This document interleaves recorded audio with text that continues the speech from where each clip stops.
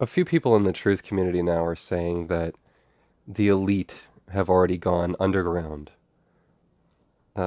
It's what Dr. Strangelove is referring to when he says that the elite will be chosen by a sophisticated series of computers. And they go live underground where it's one man to eight females, and they reproduce based on their superior genes. It's that whole Nazi principle. And it's like, can you really justify that they're superior genes at this point? I mean, who down there is really calling themselves elite without irony? You know what I mean? It's like George Lucas, the director of the Star Wars prequels, Steven Spielberg. That guy had footage from The Shining in his last movie. It was like an epic of hack work. People mock these people. I mean, even James Cameron was accused of essentially remaking Dances with Wolves. Even he wasn't on his game. And what, Eric Schmidt, Larry and Sergey? I mistyped the word contains in Google the other day. I put in, I mixed up the T and the S, and it wouldn't even offer contains as an option in autocorrect. It asked me if I meant constraint. So even their computers are retarded. And my point is, these people have the nerve to call themselves elite. Who else is down there? Hillary Clinton? Like, it's my turn even though I lost, and everyone hates me, and I'm a giant fucking loser. And my Secret Service staff says I smell like cabbage farts. These are the elite?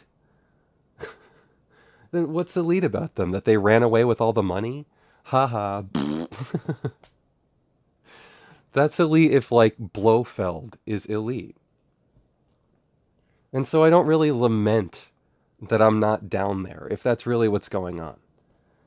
If they've got their decadent gold tunnels everywhere and they're just looking up at the roof laughing at us, well, fuck you.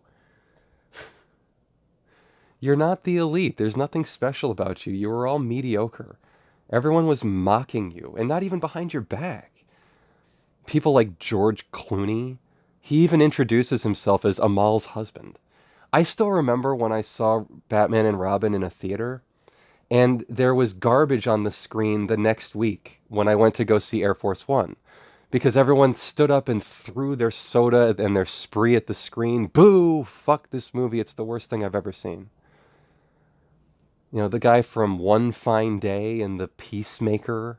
Nicole Kidman even had to help him out on that one. And it's still terrible.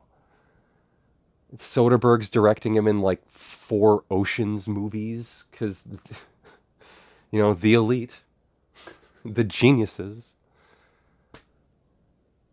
It's all a big joke. It's so sad.